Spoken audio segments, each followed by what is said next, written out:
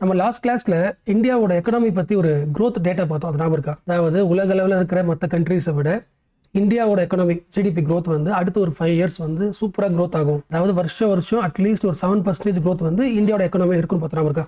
So இது வந்து paper India, அதாவது பேப்பர்ல கண்டுபிடிச்ச டேட்டாஸ். ஆக்சுவலா ரியல் இந்தியா எப்படி இருக்கு, உண்மையாவே growth ஆயிட்டு இருக்கா அப்படின்றத பார்க்கலாம். ஆக்சுவலா வந்து இந்தியாவோட growth தெரிஞ்சுக்கிறதுக்கான ஒரு ஈஸியஸ்ட் இண்டிகேட்டர் இது எம்ப்ளாய்மெண்ட் தானே. எஸ், நான் ஒரு 4 இந்தியன்ஸை இன்ட்ரோ பண்றேன். ஸோ இவர் வந்து ஃபர்ஸ்ட் யங்ஸ்டர், இவர் வந்து கம்ப்யூட்டர் இன்ஜினியர் முடிச்ச ஒரு இந்தியன். பட் இவருக்கு என்ன கிடைக்கல, வேலை கிடைக்கல. ஸோ வேலை கிடைக்கல, என்ன பண்ணலாம்? மேக்ஸிமம் அடுத்த எண்ட்ல என்ன பண்ணலாம், அவங்க அப்பா என்ன வேலை செஞ்சாரோ அதுக்கு ஹெல்ப் பண்ணலாம்ல. மேபி ஃபார்மிங் பண்ணலாம், இல்லை ஆடு மாடு வளர்த்துருந்தாங்கன்னா அதை வந்து பார்த்துக்கலாம். ஸோ இவர் வந்து ஒரு எக்ஸாம்பிள் தான். இன்னொரு எக்ஸாம்பிள் ஆஃப் இந்தியன் சொல்லணும்னா, அந்த யங்ஸ்டர் ஸ்கூலுக்கு போகலாம். மேபி வீட்டு கண்டிஷன், ஃபினான்ஷியல் சிச்சுவேஷன் சரியில்லாதனால அந்த ஸ்கூலை ட்ராப் பண்ணிட்டு ஆட்டோ ஓட்டலாம். And third type of Indian UG படிப்பாரு, அடுத்து பிஜி படிப்பாங்க. ஃபார் எக்ஸாம்பிள் எம்ஃபில் வரைக்கும் படிச்ச ஒரு ஆள் வச்சுக்கலாம். ஃபார் எக்ஸாம்பிள் ஏதோ ஒரு லாங்குவேஜ் எடுத்து படிச்சிருக்காங்க, அது வந்து தமிழா இருக்கலாம், இல்லை சான்ஸ்கிரிட்டா இருக்கலாம், ஏதோ ஒன்று. ஸோ எம்ஃபில் வரைக்கும் படிச்சிருந்தாலும் வேலை கிடைச்சிருக்காங்க. என்ன ரீசன்னா அவர் எடுத்த டிகிரி. அண்ட் 4வது வகையான ஒரு இந்தியன் நம்மள மாதிரி வச்சுக்கலாம். யூபிஎஸ்சியோ இல்லை போலீஸ் ஃபோர்ஸோ இல்லை டிஎன்பிசியோ படிக்க ட்ரை பண்றாங்க, பட் அந்த கவர்மெண்ட் ஜாப்குள்ள போக முடியல. ஸோ ஒரு இன்ஜினியர் லாங்குவேஜ்ல பிஹெச்டி வரைக்கும் படிச்சாலும் கவர்மெண்ட் ஜாப்க்கு ஆசைப்பட்டு இன்னும் வேலைக்கு போகாத ஆளு, வீட்டு கஷ்டத்தினால ஸ்கூலே முடிக்காத இன்னொரு யங்ஸ்டர். ஸோ இதுவும் ஒரு இந்தியா அண்ட் இதுவும் ஒரு இந்தியா. நீங்க எந்த இந்தியாவை நம்புறீங்க? அது நம்ம எல்லாருக்குமே தெரியும், ஒரு கண்ட்ரியோட growth கண்டுபிடிக்கிறதுக்கான ஈஸியஸ்ட் இண்டிகேட்டர் இது எம்ப்ளாய்மெண்ட் தானே. இந்த 4 பேருக்கு வேலை கிடைச்சாலே growth அதிகமாயிடும்ல. ஸோ ஒருவேளை இந்த 4 பேரை வந்து கேரக்டரா வச்சுக்கிட்டு ஒரு மூவி நீங்க எடுக்கிறீங்க வச்சுக்கலாம். அந்த மூவியோட கிளைமேக்ஸா நீங்க என்ன வைப்பீங்க? கிளைமேக்ஸ் வந்து ரியாலிட்டியா சொல்லுங்களேன். இன்னைக்கு வரைக்குமே இந்த 4 டைப்ஸ் ஆஃப் இந்தியன்ஸ்க்கு வேலை கிடைக்கல. அப்ப என்ன பண்ணிருப்பாங்க?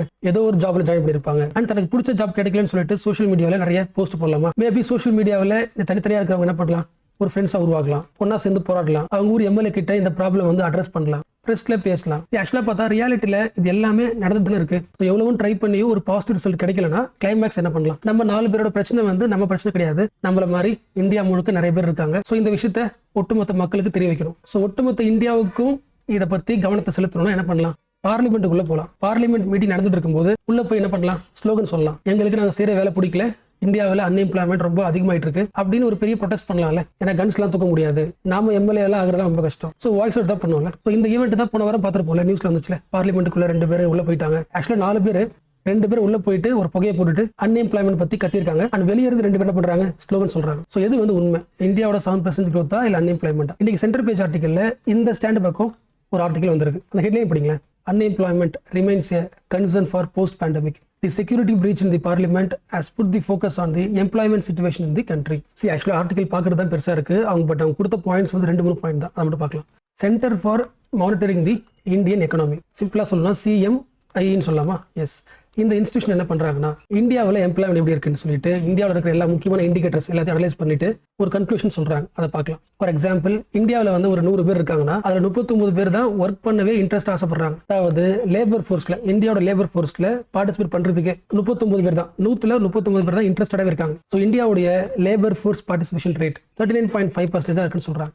இது வந்து 2023 டேட்டா. 2017 இருந்து கம்பேர் பண்ணும்போது இந்தியாவுடைய லேபர் ஃபோர்ஸ் பார்ட்டிசிபேஷன் ரேட் வந்து ரொம்ப கம்மியானது வந்து 2023 தான். அண்ட் இந்த 39 பேர்லயும் உமனோட பார்ட்டிசிபேஷன் ரேட் வந்து 8.7% தான். ஸோ லேபர் ஃபோர்ஸ் பார்ட்டிசிபேஷன்ல 66% யாருன்னா ஆண்கள் தான். சிம்பிளா சொல்லணும்னா இந்த 39 பேர்ல 36 பேர் ஆண்கள் தான், ஒரு 3 பேர் தான் பெண்கள். உங்களுக்கு மீனிங் புரிஞ்சா? இந்தியாவில் ஒரு 100 பேர் இருக்காங்கன்னா அதுல 39 பேர் தான் ஒர்க் பண்ண ஆசைப்படுறாங்க. அந்த 39 பேர்ல 35 பேர் வந்து பாய்ஸ், 3 பேர் தான் ஃபீமேல். அப்போ எம்ப்ளாய்மெண்ட்ல ஒரு ஜெண்டர் கேப் என்ன இருக்கு, அதிகமாயிட்டே இருக்கா? அண்ட் இன்னொரு முக்கியமான பாயிண்ட், அந்த 39 பேர் ஒர்க் பண்ண ஆசைப்பட்டாலும் இவங்க எல்லாருக்கும் வேலை கிடையாத பார்த்தா வேலை கிடைக்கல. வருஷம் 7%, இதுல 7% ஆட்களுக்கு வேலை கிடைக்க மாட்டேங்குது. இன்ட்ரெஸ்டட் பீப்புளே கம்மி, அதுல வருஷம் ஒரு 7% வேலையும் கிடைக்க மாட்டேங்குது. அதாவது இந்தியாவுடைய அன்எம்ப்ளாய்மெண்ட் ரேட் 2023 படி பார்த்தோன்னா 7%. ஸோ பார்லிமெண்ட்ல அவங்க அன்எம்ப்ளாய்மெண்ட் பத்தி சொன்ன ஸ்டேட்டஸும் இந்த டேட்டா ஓரளவுக்கு லிங்க் ஆகுதுல்ல.